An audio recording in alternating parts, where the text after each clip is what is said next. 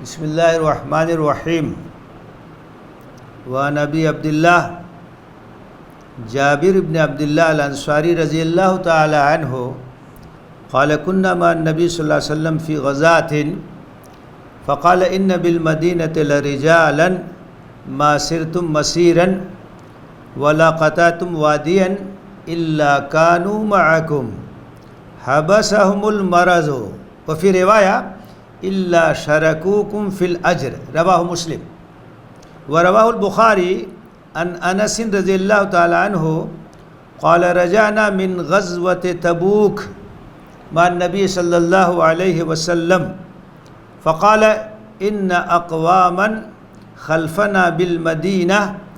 ما سلکنا شعبا ولا وادیا الا وهم معنا حبسهم العذر۔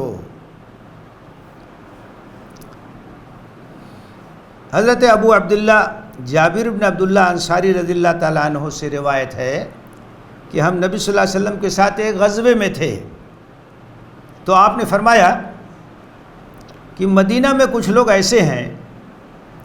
کہ جو راہ بھی تم چلتے ہو اور جس وادی میں بھی تم قدم رکھتے ہو وہ تمہارے ساتھ، وہ مرض کی وجہ سے نہیں آ سکے۔ اور ایک روایت میں ہے الا شرکوکم فی الاجر، کہ وہ اجر میں تمہارے ساتھ شریک ہے، حالانکہ مدینے میں۔ اور بخاری نے حضرت انس رضی اللہ تعالیٰ عنہ سے روایت کی ہے کہ ہم جب نبی صلی اللہ علیہ وسلم کے ساتھ غزوہ تبوک سے واپس لوٹے تو آپ نے فرمایا ان اقواما خلفنا بالمدینہ،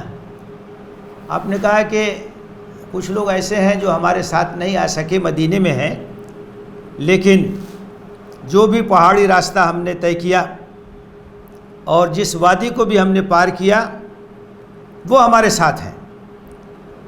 عذر کی وجہ سے وہ نہیں آ سکے تھے۔ یہ دونوں حدیثیں ایک بڑی اہم حقیقت پر روشنی ڈالتی ہیں۔ اس واقعے کا تعلق غزوہ تبوک سے ہے، اور اللہ کے رسول صلی اللہ علیہ وسلم نے اس موقع پہ فرمایا کہ ہمارے ساتھ کچھ لوگ آ نہیں سکے، مدینے میں رہ گئے، اور اس وجہ سے نہیں آ سکے کہ وہ معذور تھے، کوئی بیمار تھا، کسی کے پاس اسباب نہیں تھے کہ وہ ساز و سامان کی تیاری کر سکے، آنا چاہتے تھے، خواہش مند تھے، ان کے اندر تڑپ بھی تھی، لیکن معذوری کی وجہ سے وہ نہیں آ سکے۔ آپ نے فرمایا کہ ان کا دل تو ہمارے ساتھ لگا ہوا ہے، ان کی نیت تھی ہمارے ساتھ آنے کی، عذر نے ان کو روکا، تو اگرچہ وہ ہمارے ساتھ نہیں ہیں لیکن اجر میں ہمارے ساتھ شریک ہیں۔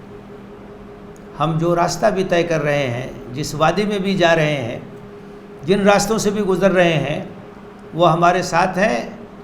اور ہمارے ساتھ اجر میں بھی شریک ہیں۔ اللہ تعالیٰ ان کو اجر دے گا۔ کیوں؟ کیونکہ اجر کا دار و مدار نیت پر ہوتا ہے۔ وہ آ نہیں سکے لیکن آنا چاہتے تھے، ان کے اندر اخلاص تھا، ان کی شدید تمنا تھی، مجبوری کی وجہ سے نہیں آ سکے، وہ تڑپ کے رہ گئے، ان کی آنکھوں میں آنسو تھے،